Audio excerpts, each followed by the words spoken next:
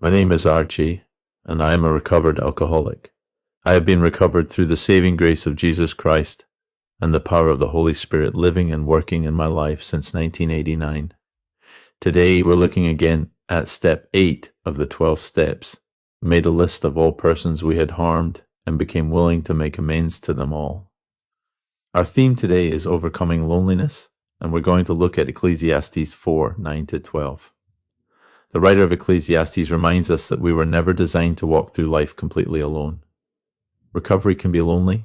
Sometimes we isolate because we are ashamed of what we have done. Sometimes we withdraw because we don't want anyone to see what is really happening inside us. And sometimes we convince ourselves that we are better off on our own. Step 8 begins to challenge that thinking. It asks us to look honestly at the relationships we have damaged and to become willing to do something about them. Isolation keeps us stuck.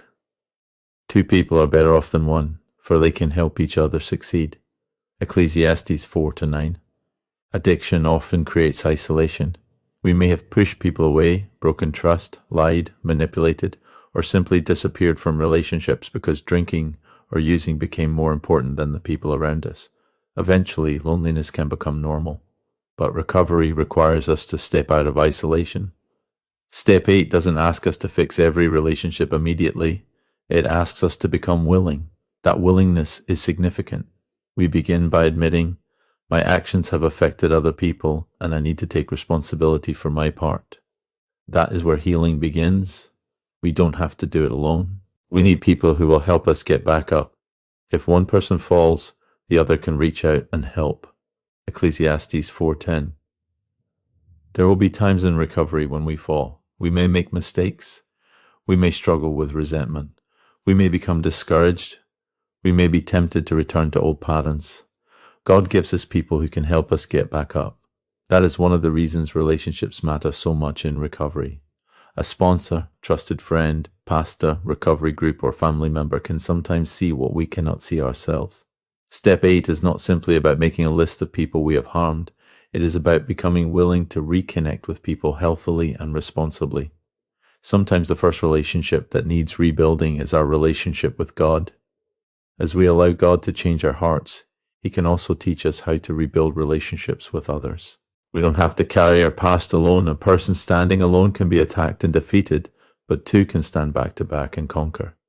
Ecclesiastes 4:12. Shame tells us, you are the only one who has done this. Recovery tells us, you are not alone. There is a difference between taking responsibility and living under condemnation. Step 8 calls us to take responsibility for the harm we have caused, but it doesn't require us to live forever in shame. We can acknowledge what we have done without allowing our past to become our identity. We can say, I was wrong. I hurt people. I damaged relationships. I need to make things right where possible. And then we can trust God with the process. Our past may explain where we have been, but through Christ, it does not have to determine where we are going. Healing relationships takes courage. A person standing alone can be attacked and defeated, but 2 can stand back to back and conquer. 3 are even better, for a triple braided cord is not easily broken.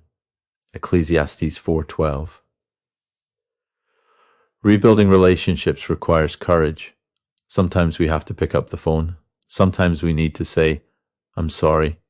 Sometimes we need to listen without defending ourselves. Sometimes we need to accept that another person may not be ready to forgive us or reconnect with us. Step 8 is about willingness. Step 9 will deal with actually making the amends when appropriate. But today, the question is, am I willing? Am I willing to stop hiding? Am I willing to acknowledge the people I have hurt? Am I willing to let trusted people walk alongside me?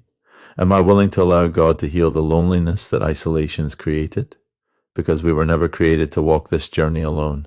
Recovery reflection. Take a moment today and ask yourself, who have I pushed away because of my addiction or my behavior?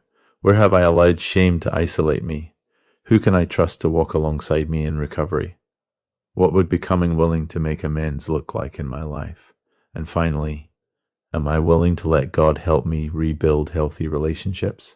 Ecclesiastes reminds us that 2 are better than 1 because when one falls, the other can help them up. That's a powerful picture of recovery. We don't have to walk alone. Step 8 invites us to look back honestly, not so that we can remain trapped in our past, but so that we can begin rebuilding the relationships our addiction damaged. God can take loneliness and replace it with connection. He can take shame and replace it with grace. He can take broken relationships and, where possible, begin the process of restoration. The journey starts with willingness. My name is Archie, and this is Living Life Recovery, helping people keep moving forward one step at a time with God.